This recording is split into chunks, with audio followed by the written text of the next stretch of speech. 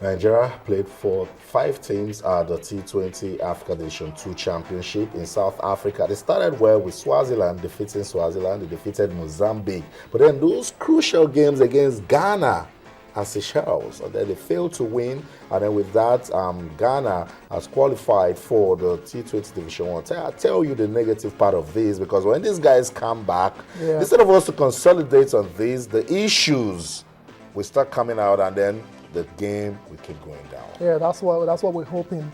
We're hoping it doesn't go that way. We're hoping these guys in charge of the sport actually do the right thing and ensure cricket continues to develop in the country. That's what I'm really looking forward to. It's over now. We know our level in Africa in terms of T20 cricket. So come back home.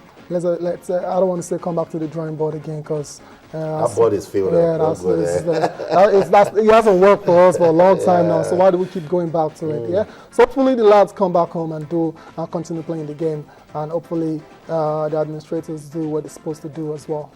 Okay, let's talk football now, and give you an update on the Nigerian Football Federation elections. That election will take place on the 30th of this month in Warri, Delta State. Remember, we told you that the electoral committee, they're already at work. Screening will continue today.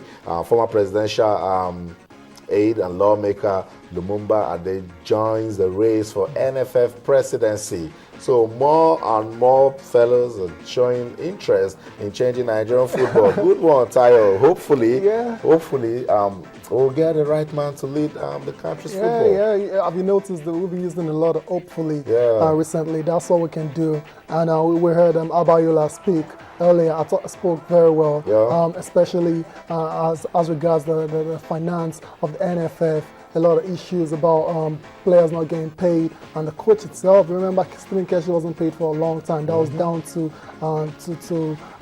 financial problems by the body. So hopefully these new guys that come in, that they've actually indicated interest in being the NFF president. Hopefully they have a very good vision. They have good vision for moving football forward in the country.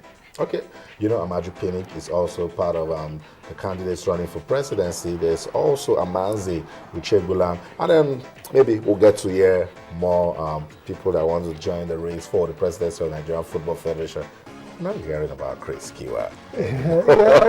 The last I heard, I don't know if it's true, but that he's actually interested in getting a form as well. Okay. Yeah. Come on. Let's bring some competition into it. Let's do it. So that's it. Let's leave the issues going on in Nigerian football. And Tayo said the word we're using is hopefully. Let's pray that this is the last time we'll make it a hopefully. After the elections, all of this drama will go, because the feelers we're getting, the news coming in here and there, though not confirmed, that's why I won't talk about it, is that we're expecting more drama. I'll come here to talk about it. Once again, I hope that's not the case. Yeah, but that's what we hear. We're starting to hear these things, I hope that's not the case, really. It's time for the drama to end. Okay, let's go back to the grassroots. Of course, if the foundation is solid, then of course, up there will be fantastic. The Lagos Junior League are getting ready for the new season, and at the third annual general meeting, the stakeholders of the league says they want to pay more attention to talent discovery and development. For the Lagos state government, they say they want to develop talents that will, go all the way to represent Nigeria at the national on the 17th level. And I think this is a good way to go. Yeah, laudable. Yeah, like I said, it's a good one, and there's no shortcut to it really. The development is the key. If you don't catch these players from a very young age, it becomes harder for you in future. So it's a very good one for the Lagos and Junior League in Nigeria. Hakim Bambola is the director of the Lagos Junior League. He emphasizes on the need to get the local government involved, because at that level they can reach out to the communities, and he says next season will be better than the last. Let's listen to him on Sports this morning. I'll come back, we'll talk. Stay with us. The local governments are ready. They've always been there. We must appreciate what they've been doing because they are the main pillar this junior league, and they believe in what we're doing, and they are ready to continue to support Lagos Junior League, and that's why we are having this third annual AGM, and they've committed themselves toward the success of this league. We just started over 3 years ago. We still have 1 or 2 problems here and there. We need a better pitch for the players. We need facility for the medicals. We need various support to the player insurance, players insurance. We are looking at that so that those who sustain injury can always get a form of compensation or medical care. These are some of the things we put together to see that this 2014 season should be a better year than what it was last year. Want to step on the motion? I think that was so on point. Yeah, definitely.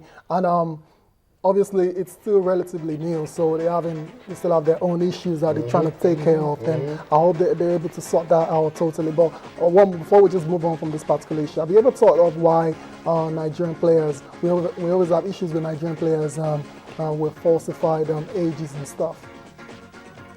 Yeah, Grassroots. yeah, that's the key. That's the key, right? Because a lot of them don't have the support, and there's no structure from them from the very early age. So they end up hustling their way to the top. And by the time they get to the top, they're old already, and they have nothing else to do. So what do? They just slash their ages by God knows how long, and just to be able to play the game and have a career for themselves. It's not a good one. We've been saying that for a long time. So hopefully, this kind of systems and structures will be able to we'll be able to help the new generation of Nigerian players. I totally agree with you, Tayo. And that's it.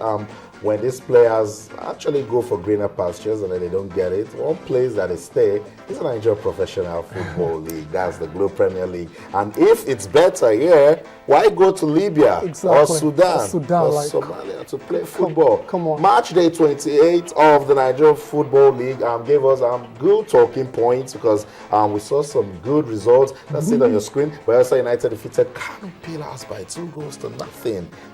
Yet they're still on top of the league table. Sit when you start right. Towards the end, I'm sure they'll consolidate. Gombe defeated Nasarawa United by a single goal. Taraba FC newcomers struggling, but they managed to play a 2-2 draw against Sunshine Stars. Crown defeated El Kanemi Warriors by a single goal. It was Sharks 3, Kaduna United 0. Abia Warriors and Rangers played a goalless draw. Aqua United defeated Giwa by 2-0. Heartland defeated Imbe City by 2-0 also. And the Lobby Stars lucky winners against Eimba by a single goal. And the Warri Wolves defeated Dolphins 3-1. Tayo, again, this is a story. When Kano Pillars fails to do right, Eimba doesn't take that opportunity. Exactly, that's the problem now. But that was always going to be a tough game for Eimba. But going back to Kano Pillars, the way at Bayelsa United, I knew it was going to be tough. But then going down 2-0, it's not really a good one for them, but luckily for them, they're still on top.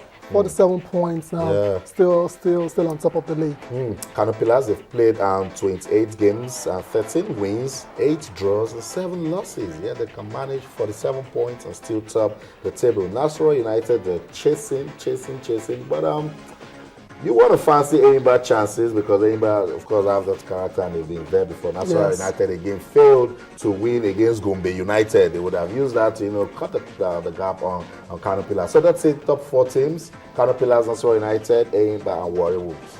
Yeah, definitely. It's still, I won't exactly say it's early days to go. 28 games played already, 10 games to go. So this is the time we start knowing the real contenders for the title. Like I said, I'm not looking beyond these guys on the screen right now. Kano Pillars, Nasarawa, and Eimba. Okay, that's it, the style view. Bottom 4 teams that are struggling: Taraba FC, Kaduna United, Crown, and then Nembe. So if you want to look at these teams, maybe Kaduna United might just get out of that position and survive relegation. Yeah, we'll find out at the end of the season, but it's not looking good for Nembe at all.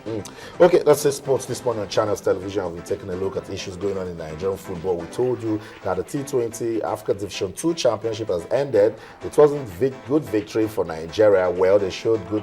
They played a good game against Zambia in the last game, but it was victory without game because Ghana secured the sole tickets to Division 1 of the T20 Championship. We also told you about Abayola's intention to run for the presidency of the Nigerian Football Federation, and the reforms is promising. Lagos State government, they're doing so much for the Lagos Junior League, and they've promised that next season they will focus on talent discovery and development. Let's go on a quick break now. We'll come back. We'll talk more football. The German Bundesliga will get our attention. Of course, games from the Capital One Cup. Don't go anywhere.